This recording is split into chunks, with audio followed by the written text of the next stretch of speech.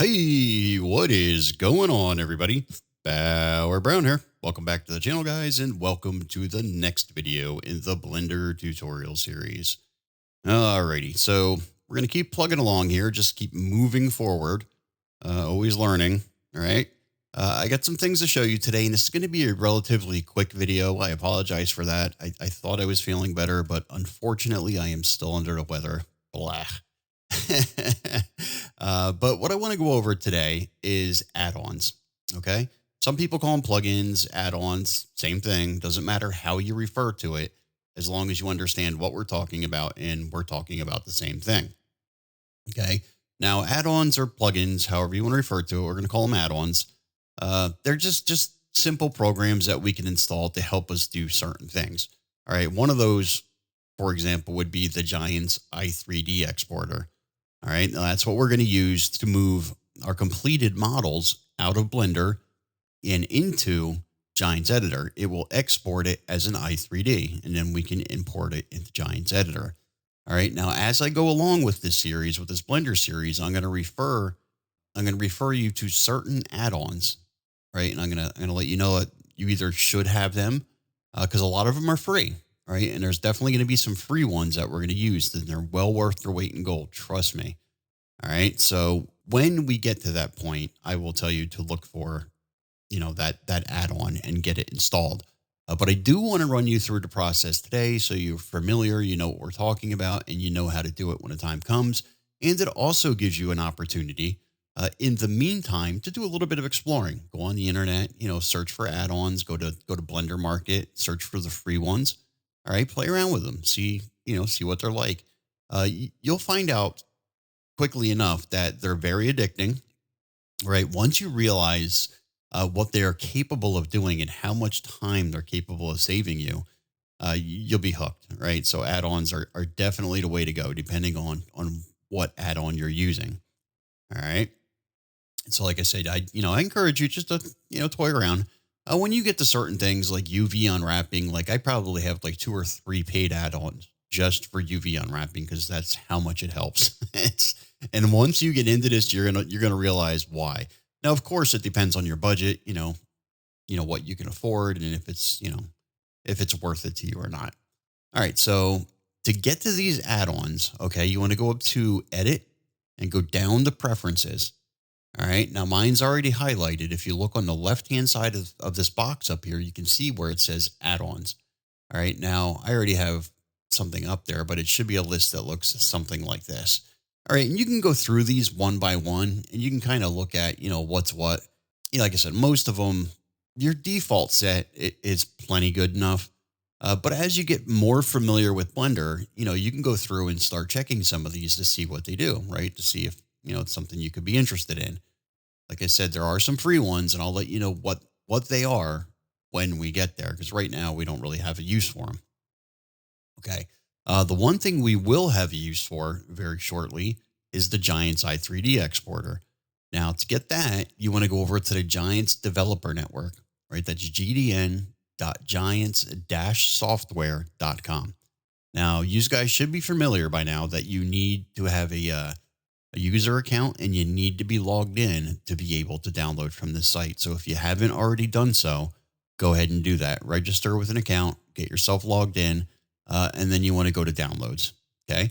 Now, when you're on downloads, on the very second section right here where it says exporter, if you're using Blender, which you're following a Blender tutorial, so I kind of hope you are. If not, you may be having some problems. They have exporters for 3ds Max and Maya. But we're only concerned with Blender. Now, I kind of lost track of which versions are which over time here, but I know if you're on version, let's say Blender version 3 plus or Blender version 4, you want to grab this most recent one, the top one here, 9.1.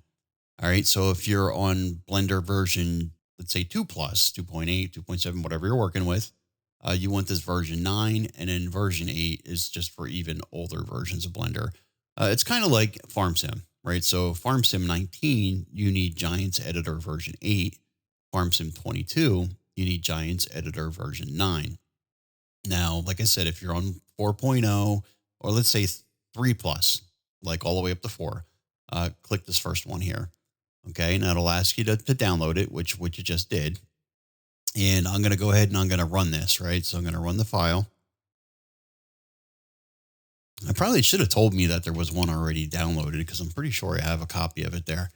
All right. But anyhow, once you run it, okay, it's going to bring up a list of all the versions of Blender that it found installed on your system. All right. So for me, it found 2.93 and 3.6. Now, I happen to know that this certain plugin doesn't work for 2.93. At least I don't think it does. But if I was working on Blender version 3.6, I would want to check that, right? Check whatever version it is that you're using. So if you had to download an older version, right, and only 2.93 came up, just make sure you check that and then click install. Now, pay attention to this part. If you are on Blender 4.0, which I currently am, all right, and that's what I want to install this on, you can see that Blender 4.0 did not come up in this list. All right, that's not a big issue. Okay, this is where you want to pay attention. If your version is not installed or not listed here, like I said, Blender 4.0 is not listed, and it will work on Blender 4.0. Trust me. Instead of going to install, what you want to do is go to extract files. Okay, and click on extract files, and it's just like unzipping, a regular zip file. Pick a folder and just tell it that's where you want it, right? So select folder. Now I already have one there. Just push yes. Okay. Okay. So what happened there is it basically unzipped it, and it gave you a zip file is what it did. All right. Now, once you did that, that's all you really need to do as far as that goes. You want to head back over to Blender. All right. Go up the file, go down to, go to edit, go to preferences, back to add-ons. All right. Now from here, you want to go to install. Okay. Now here's documents. That's where I saved it. And this right here is what it extracted for me, this IO export i3D. All right. You want to click on that. And now I already have it installed, so I'm not going to install it, but you just want to click on install add-on. All right. And once you do that, if everything went correctly, right, if everything went smoothly, this big list that you see here, that should disappear, and only one should be left in that list. And that's the current one that you just installed. And it should be grayed out like you see here, this 3D view, 3D navigation, how it's grayed out. That's how it will look. All right. And you just want to check that box, right? Check it and you're good to go. You can close this, go back into Blender, and everything will work. If for some reason you don't see it, just search for i3D, right? So type in i3D, and this top one that you see here where it says Game Engine, Giants i3D Exporter Tools, that's the one you're interested. You should only see one. That's the only one that you should see, and it should be grayed out like that. Just make sure you click it, all right? If it's not already clicked, click it, and then just X out of it, and you're good to go. This import export here, that's just a third party importer exporter. I think it's, I can't remember the exact name of where I got it. And I'm not even sure that it works anymore, to be honest. I mean, it does have a warning triangle next to it. I never use it, so it doesn't really matter. But anyhow, like I said, just check that box, X out of here, and you are good to go, right? So Giants i3D exporter should work for you. If you look on the lower left-hand corner of your screen, you'll see something that says Giants i3D. And now if you want to use it, now let's say this cube here is something that, I built. I built this fancy cube that I can use inside of my Giants editor. And now I want to export it. All right. So press N on your keyboard. N is in Nancy. Now I don't have my little mouse going there. I'm not sure that matters. But you'll see that there's a whole list of stuff. Now your list is probably much shorter than mine, right? I got a lot of things going on here that too much. Like I said, it's addicting. And if you need to, if you end up with too many like me, you can scroll up and down this list. Now at the very bottom here, you can see we have Giants i3D exporter, right? Now I'll walk you through this a little bit later when we finally start using it.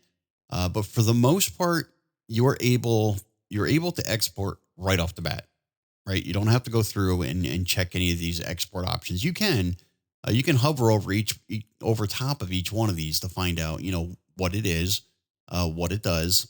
Like here's animation, you want to export animation data. It's It's already checked, so you don't really have to worry about it. Now there's tabs here. You can go through like attributes. One of the things you may want to do, and this resets every time, right? So when you open a new project, right here where it says game location, this is going to be empty again. So you have to reassign this every time you use it on a new project. I'm to the point where I don't even bother. Honestly, something changed with the newest version. So you'll see as soon as we start using it, you'll see it's different. And perhaps it's because I'm not filling in the game location correctly. That could be it. But I'm not really worried about it. I just fix it and keep moving forward. But like I said, for the most part, everything is set. You're good to go, right? You don't have to do anything else here. If you want, go through each one of these, find out what they are.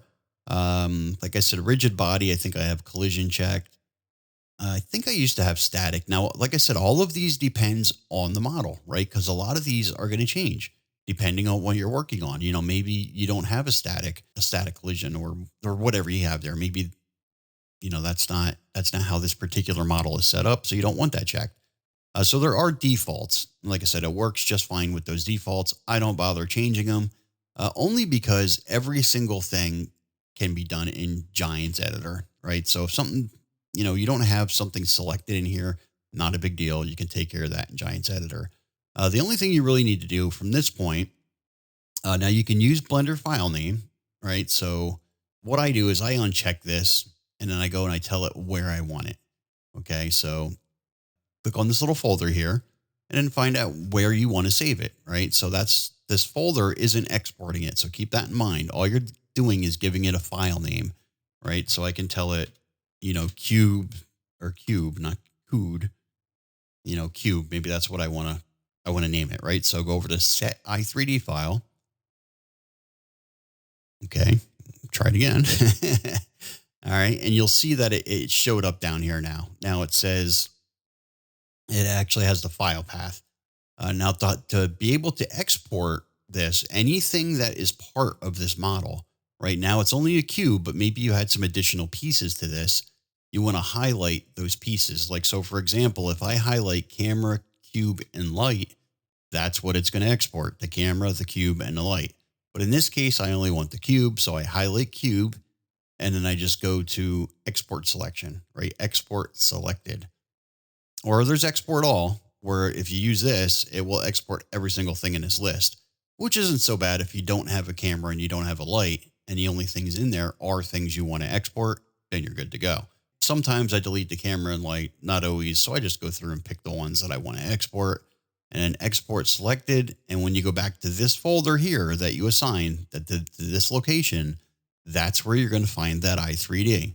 All right. Now, for me, there's a little bit of work, additional work that I do to that i3D to get everything ready to go. I am not going to cover that right at this moment, right? So when we get to the point where we are exporting our models and we're getting ready to put those into Giants Editor, then we'll go over some of those finer details, right? Of things that you need to fix, things, you know, to look out for, and et cetera, et cetera. Okay. I just wanted to give you a heads up on, you know, how to get this thing working.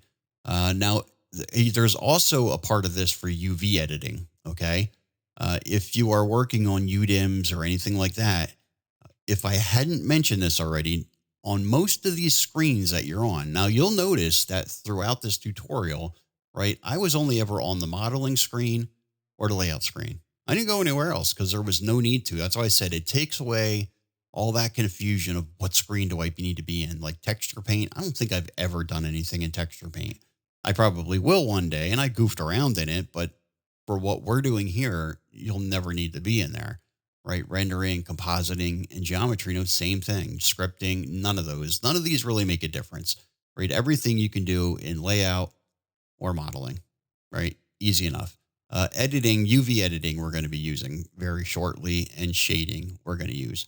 All right. But anyhow, like I was saying, in any one of these screens now in UV editing, like over here in this screen, when I press N, that brings up my sidebar, right? Well, here I'm in my UV editor. If I press N, it also brings up a sidebar.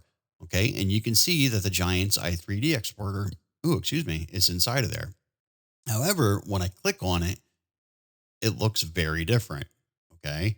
And these are what's called UDIMs, right? These are all, if you're working with UDIMs, that's what all of this stuff is. Now, we are not going to be learning UDIMs anywhere in this tutorial. I apologize.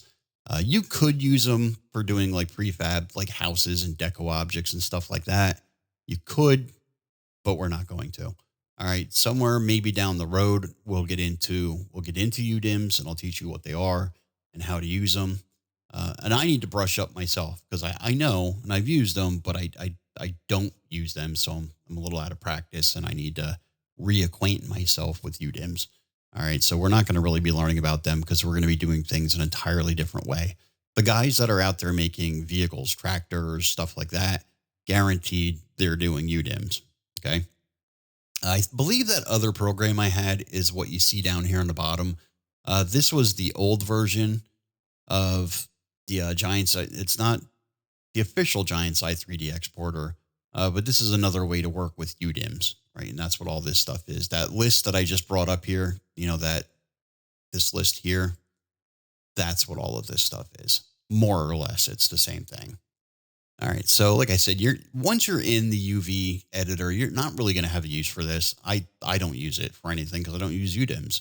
But I just wanted to make you aware that that is there, right? So, and that goes for any of your add-ons or anything that you would typically find over in this right-hand menu here, right? You can find that in just about any screen. I'm sure if I go into texture paint here, this is paint. See, and then I bring up the N and it has everything that's related to texture paint comes up inside of there. So that's kind of the deal there. Alrighty. So hopefully that made a little bit of sense to you as far as what add-ons are, how to install them. I do encourage you, like I said, to do some exploring, for lack of a better term, right? Get onto Google, right? Look for, maybe free Blender add-ons. You can go over to Blender Market, blendermarket.com. I get all of my add-ons through there. And I recommend you do the same because in the beginning, what I did is I bought add-ons from different places. And now I can't really remember where I got them from. I went through a couple different versions of Blender. And if you upgrade your version of Blender, you have to reinstall your add-ons, which is kind of a pain in the butt. But I forget where I got some of them. I'm like, shoot, and they're ones that I use. So I try to get them all from the same place. I get them from Blender Market. This way, when I go into my account, if I need to re-download something, there's a nice long list of everything I ever purchased through them, and I could just re-download them. No problem. You don't have to look through 10 different websites to find these add-ons that you're downloading. So that's my recommendation as far as that goes. Maybe do some searching. I know there's YouTube videos. I watch ones of the most useful or the best free add-ons for Blender. There's plenty of videos out there like that. And like I said, they're extremely useful, extremely. You don't absolutely need them, but they're helpful. Some of them we're definitely going to be using. And when the time gets there, I'll let you know what they are and how to utilize them. All right. So like I said, a little bit of a shorter video for today. I apologize. I'm still feeling quite yucky.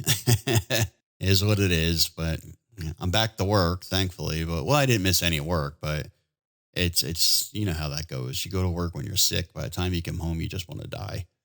That's kind of where I'm at. Anywho, that is going to be that. I'm going to leave you guys right there. Like I said, short and sweet, to the point. And next video, I believe we are going to get into materials, right? So we're one step closer. We're going to do materials, textures. We're going to start applying these things. And before you know it, we're going to be exporting our models. So I hope you save your garage and your wall or anything else that you've been working on, because we're going to be using those very shortly. Alrighty, I'm going to leave it right there. So with that being said, I am Bauer Brown, and I will see you on the next one.